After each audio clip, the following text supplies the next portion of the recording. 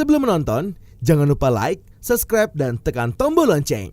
Menteri Kesehatan Budi Gunadi Sadikin menyatakan, Indonesia telah melakukan penyuntikan di atas 10 juta vaksinasi, suntikan pertama dan kedua. Menkes menambahkan, Indonesia hanya berada di bawah Jerman, Turki, dan Brazil, dan berhasil melampaui Israel dan Prancis. Lebih lanjut, Budi Gunadi Sadikin mengatakan, vaksin COVID-19 sudah menjadi isu geopolitik di mana negara-negara di seluruh dunia saling berebut untuk mendapatkan vaksin. Oleh sebab itu, vaksin yang tersedia adalah vaksin yang terbaik untuk digunakan. Pemerintah harus mengkombinasikan penggunaan berbagai macam merek vaksin COVID-19 dalam rangka memenuhi kebutuhan vaksin untuk seluruh populasi sasaran. Tidak ada satupun produsen vaksin di dunia ini yang dapat memenuhi seluruh permintaan negara-negara besar seperti Indonesia. Kita nggak mungkin lakukan ini sendiri, kita harus lakukan bersama-sama. Menteri Kesehatan nggak bisa lakukan ini untuk program, tapi harus menjadi gerakan di mana seluruh komponen bangsa bisa mengembangkan modal sosial mereka untuk menyelesaikan masalah besar ini. Di sisi lain, Menkes juga menyampaikan bahwa saat ini jumlah negara di Eropa dan Asia kembali terjadi lonjakan kasus COVID-19. Penyebabnya adalah karena adanya jenis virus mutasi baru yang juga sudah masuk ke Indonesia sejak awal tahun ini serta mobilitas yang tinggi. Budi Gunadi Sadikin menambahkan bahwa lonjakan kasus di negara lain juga mengingatkan kita untuk senantiasa waspada dengan menahan mobilitas dan mematuhi disiplin protokol kesehatan, apalagi jenis mutasi virus baru COVID-19 sangat cepat menyebar. Menkes juga mendorong semua masyarakat untuk ikut mensosialisasikan pentingnya vaksinasi COVID-19, khususnya kepada kelompok masyarakat lanjut usia 60 tahun ke atas. Dari kelompok prioritas kedua, lansia masih rendah tingkat partisipasinya, padahal kelompok ini paling rentan dibanding kelompok prioritas lain karena mudah sakit serta tingkat kematiannya tinggi.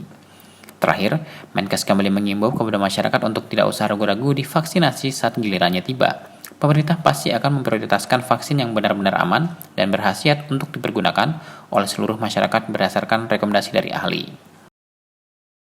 PT Kereta Api Indonesia menambah 21 stasiun yang melayani pemeriksaan Genos C19 mulai 30 Maret 2021. Ke-21 stasiun tersebut yaitu Stasiun Banjar, Tasikmalaya, Jatibarang, Pekalongan, Cepu, Gembong, Kebumen, Sidarja, Kroya, Wates, Klaten, Purwosari, Blitar, Kediri, Tulung Agung, Kertosono, Nganjuk, Lamongan, Mojokerto, Kalisetel, dan Probolinggo. Penambahan tersebut merupakan sinergi BUMN antara KAI dan Indofarma melalui anak usahanya Farmalab. Dengan adanya penambahan ini, jumlah stasiun yang melayani pemeriksaan Genos C19 menjadi 44 stasiun. Sebelumnya terdapat 23 stasiun yang telah melayani pemeriksaan Genos C19. Kereta api menjadi moda yang paling awal menerapkan pemeriksaan Genos C19. Hingga 28 Maret 2021, KAI telah melayani 345.668 peserta pemeriksaan Genos C19 di stasiun. Untuk dapat melakukan pemeriksaan Genos C19 di stasiun, calon penumpang harus memiliki tiket atau kode booking kereta api jarak jauh yang sudah lunas. Serta tidak boleh merokok, makan, minum, kecuali air putih selama 30 menit sebelum melaksanakan tes. Khusus bagi pelanggan yang hendak berangkat dari stasiun Gambir dan Pasar Senen, dapat memesan layanan pemeriksaan Genos C19 melalui aplikasi KAI Akses. Caranya, pada saat melakukan pembelian tiket kereta api jarak jauh, pelanggan dapat menambahkan layanan pemeriksaan Genos C19 langsung pada aplikasi KAI Akses. Info selengkapnya terkait pemeriksaan Genos C19 di stasiun, pelanggan dapat menghubungi customer service atau kontak center KAI. Kementerian Pariwisata dan Ekonomi Kreatif memberikan apresiasi kepada tenaga kesehatan yang telah berjuang dalam menangani pandemi COVID-19. Bentuk apresiasi itu diwujudkan Kemenparekraf dengan mengajak tenaga kesehatan berwisata dengan menerapkan protokol kesehatan ketat bertajuk Kegiatan Perjalanan Wisata Apresiasi Kemenparekraf kepada tenaga kesehatan penanganan COVID-19 di DKI Jakarta. Objek wisata yang dikunjungi adalah Taman Safari Indonesia di Kabupaten Bogor. Kegiatan ini dihadiri Wakil Menteri Pariwisata dan Ekonomi Kreatif Angela Tanusudibio.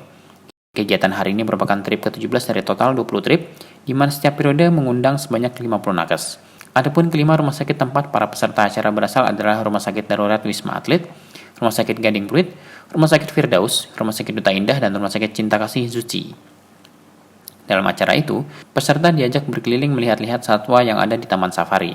Para peserta juga diajak untuk menyaksikan atraksi-atraksi satwa seperti atraksi harimau dan singa laut. Pada kesempatan ini, Angela mengapresiasi kinerja para tenaga kesehatan yang tidak ada henti memberikan pelayanan kepada para pasien COVID-19.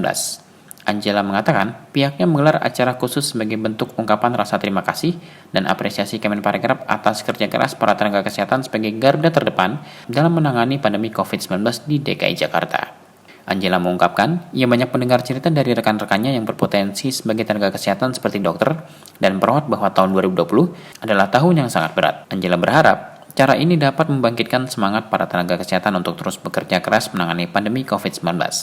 Selain itu, ia juga mengungkapkan rasa terima kasihnya kepada pihak Taman Safari Indonesia yang telah bersedia menerima para tenaga kesehatan untuk berwisata. Sementara itu, Direktur Utama Taman Safari Indonesia Jansen Manangsang menyambut baik kedatangan para tenaga kesehatan yang berasal dari 5 rumah sakit yang berbeda di Jakarta. Tim Eljon Media melaporkan.